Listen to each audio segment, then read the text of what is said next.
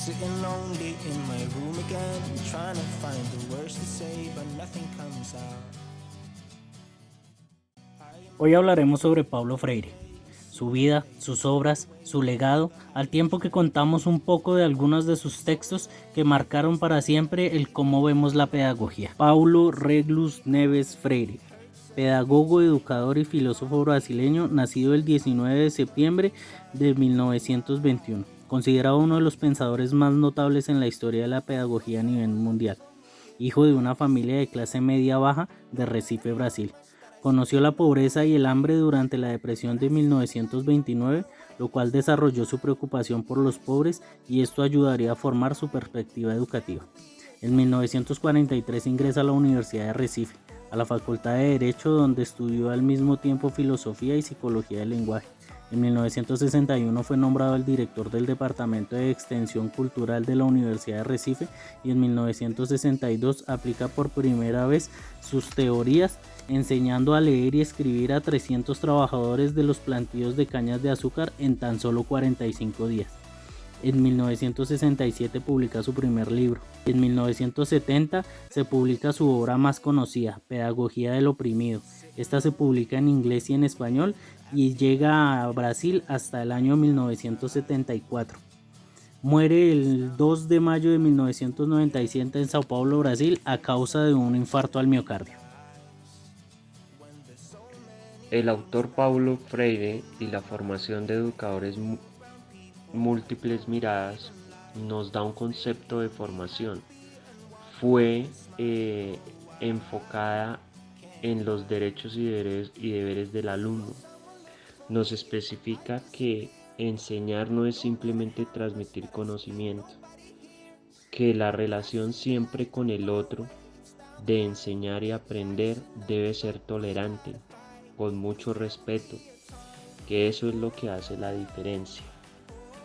Él específicamente en los trabajos que presentaban sus alumnos, los cuales fueron trabajos, dice la palabra, embrionarios, de inicio, se preocupaba mucho por estimularlos y poder que esos trabajos los pudieran lograr y sacar adelante profundizando la temática y ejecutando mucho la precisión al escribir.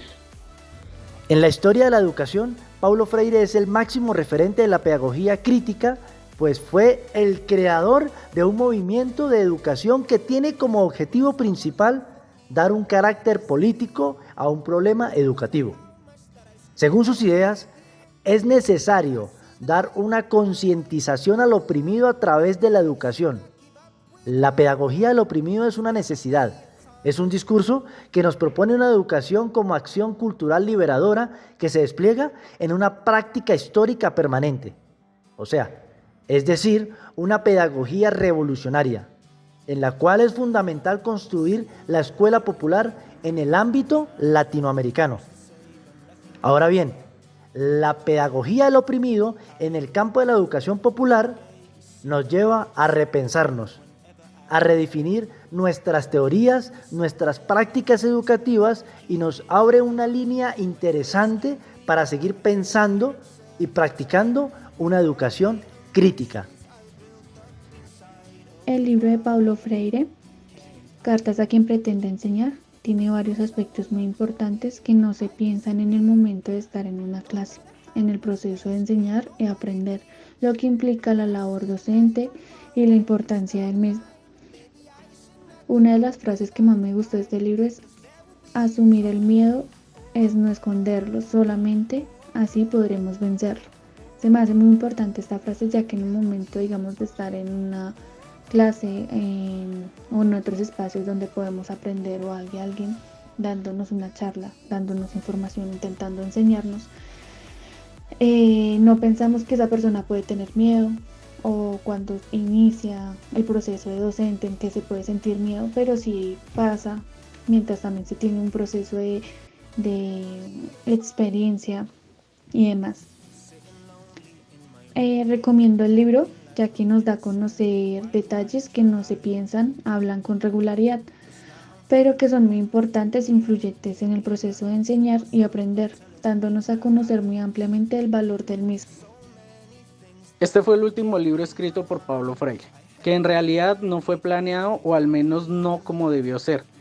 Pues mientras escribía las habituales cartas, llegó ese momento que nadie esperaba y que nadie deseaba, pues el 2 de mayo de 1997 muere en Sao Paulo, Brasil, a causa de un infarto.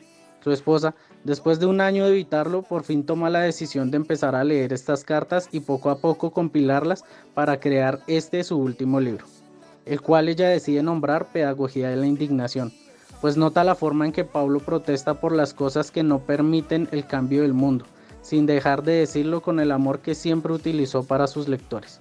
Por lo cual, en este libro notamos cómo Paulo nos invita a ver el mundo como un sitio que podemos cambiar, en el cual nada está escrito y no podemos conformarnos con lo que los dueños del poder nos quieren hacer ver como normal en nuestras vidas. Y nos dice que este cambio solo se consigue desde la educación crítica, en la cual nos invita a no conformarnos y a buscar un cambio, como su misma frase lo dice. Si bien la educación no transforma a la sociedad, sin ella tampoco cambia la sociedad. Pedagogía de la Autonomía es un libro escrito por Paulo Freire, en el cual este defiende la importancia de motivar a los estudiantes para que estos participen activamente en el proceso de construcción del aprendizaje y una búsqueda constante de este conocimiento individual, ¿sí? Y a su vez colectivo. ¿Por qué recomiendo leer Pedagogía de la Autonomía? En lo personal reflexioné acerca de la metodología que se lleva a cabo, en donde no se está llegando a un aprendizaje real, ¿sí? Porque los ambientes culturales y espacios son diferentes de acuerdo al contexto social, ¿sí? Y geográfico, en donde, bueno, es una invitación a cambiar las metodologías, en donde se busca que el estudiante se motive, se apasione por la búsqueda del conocimiento, ¿sí? Individual y colectivo, que le sirva y que le aporte a la sociedad en donde éste se desenvuelve. Basados en nuestras lecturas y el análisis de las mismas, podemos notar que Paulo Freire, a pesar de ser un autor tan importante y trascendental, es desconocido para muchas personas, pero necesario para muchas otras, pues aunque habla desde la pedagogía, también nos da un punto de vista sobre el mundo que normalmente no vemos, donde es necesario notar que la sociedad necesita un cambio, y solo nosotros, con detalles tan sencillos como leer e investigar, podemos empezar a generarlos, y esa es la razón principal por la cual recomendamos a este gran autor.